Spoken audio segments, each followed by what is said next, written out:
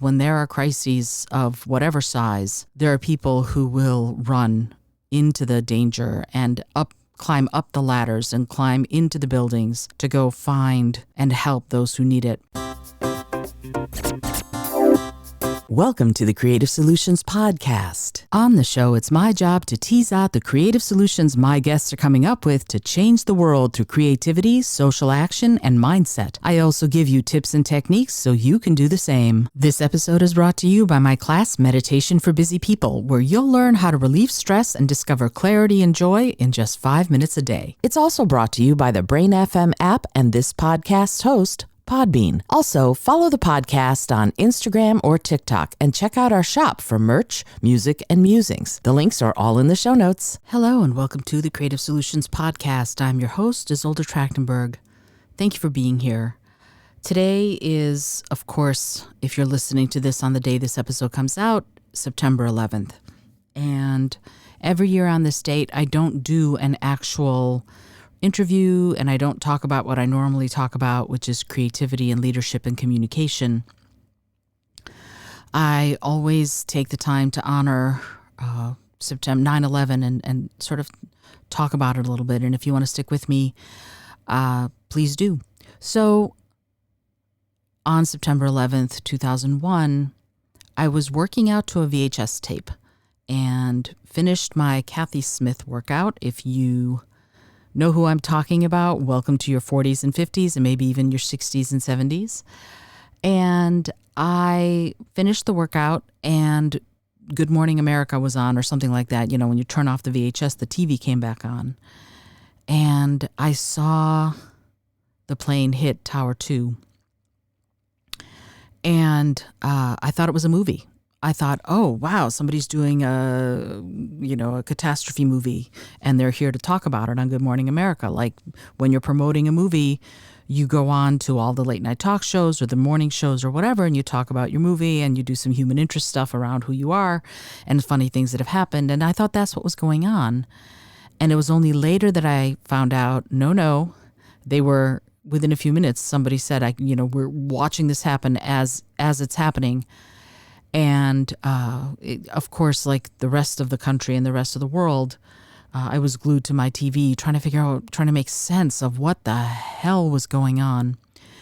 And like so many people, it was unbelievable and left me shocked and terribly afraid and heartbroken that something like this had happened. And what was really weird, I remember after that day, all the planes stopped flying, and we, at the time, lived in just outside Washington, D.C., so there were no planes flying anywhere. And when you walked, our house at the time backed out to a whole bunch of protected woodlands, and as I was walking my dog, I realized how quiet everything was. Everything was hushed. There was no noise from planes flying overhead because Andrews Air Force Base was right there. There was, flights coming in and out of Dulles and BWI. And at that time, it was still called Washington National Airport. So normally planes are flying overhead all the time. And it was just quiet. It was weirdly, perversely silent. I know that's the only way I can say it. And we all had a bunch of healing to do and trying to make sense of everything and deal with the grief and all of that. And I remember it even to this day. The stories started coming out, especially from the Twin Towers and also the Pentagon, that people had run in to help. And it was so incredible to hear about that, about obviously the firefighters and the police and all of those people who, they say, watch the people who run in to save those, look for the helpers.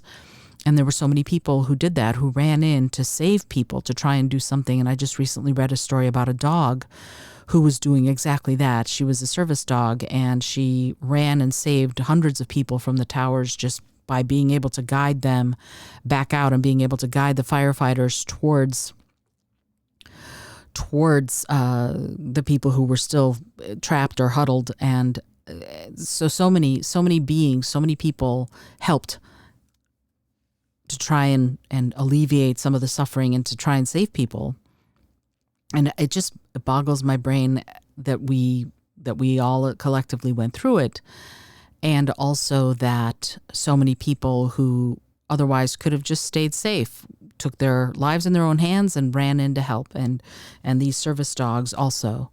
And so I just want to take a moment to honor that, to sort of remember how many people risk themselves, risk their lives to help others, to be there for those who were lost, who were trying to find their way out of the rubble, and did. And thanks to the people and mostly the dogs who were doing that.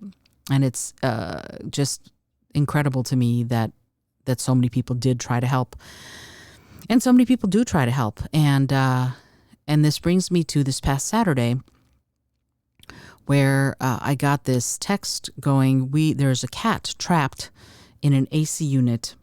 Not this past, I guess the day I'm recording it, this past Saturday. Anyway, there's a cat trapped in an AC unit and has been trapped there for days. Can anyone help? And I was like, yeah, I can go see. And I thought the cat was like on top of an AC unit. No, he has been in the duct of the HVAC units on the roof of a building for days, and no one's been able to get him out. And what the thinking is now is that he is trapped behind some metal or something that he literally can't get out. And he's been there for days. And I couldn't get to the roof when I was trying to figure out. It was too tall. Our ladder was too small, and I couldn't get up there to see what was going on.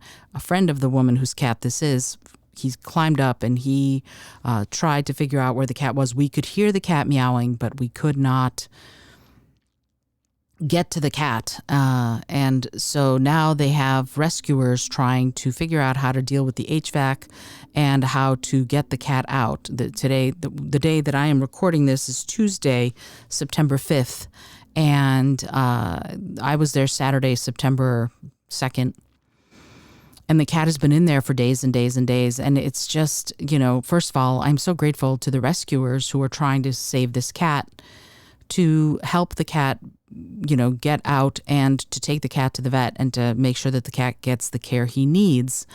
And also to how many people care. It's really humbling how many people, when I posted about it, how many people talked to me and responded, said, oh, is there anything we can do?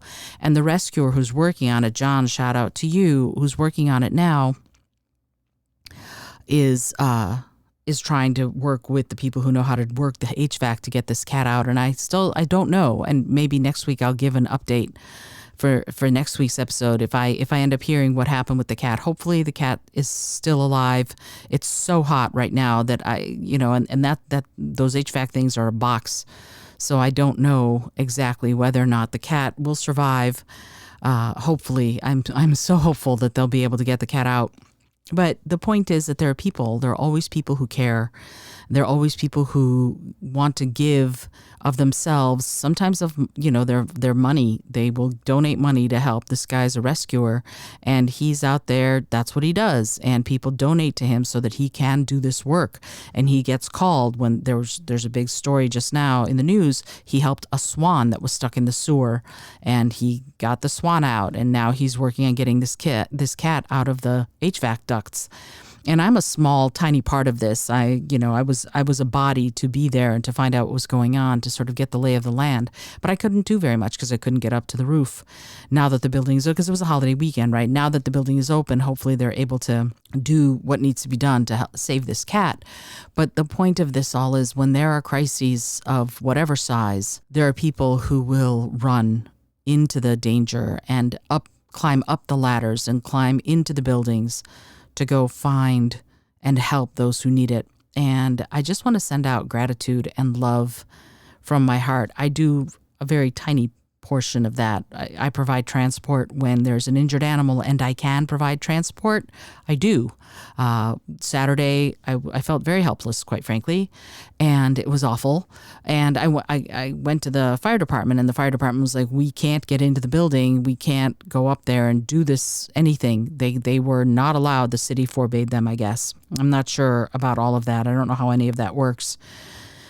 But trying to get this done, I'm sort of in this position of going, well, there's only so much you can do, and we're stuck. We're stuck waiting for someone with permission to get in and to get this poor kitty out. But at the same time, there are so many people who are rooting for this cat and sending donations to the guy who's the rescuer and the guy himself and the HVAC expert who's coming to help.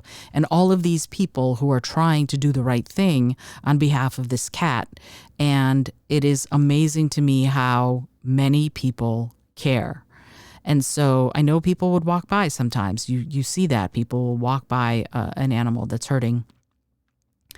And then there are people who won't turn away, who won't walk by. Instead, they turn towards the danger. They turn towards whoever needs help, and they try to help. And I'm incredibly grateful that people like that are out there. Anyway, that's it. I just wanted to sort of honor September 11th and also honor most especially those who tragically died, and also those who ran to help. And I hope that if you're carrying a burden about that, or if you're carrying a burden of any kind, that I hope that this lifts your burden a little.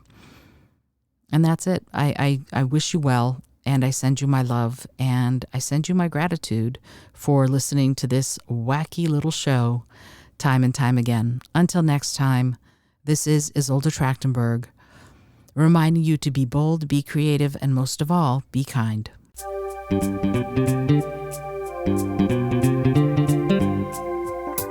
Thank you so much for joining me today. I really appreciate you being here. Please subscribe to the podcast if you're new, and it would mean the world to me if you told a friend about it. Today's episode was produced by Izolda Trachtenberg and is copyright 2023. As always, please remember this is for educational and entertainment purposes only. Past performance does not guarantee future results, although we can always hope. Until next time, keep living what you believe in.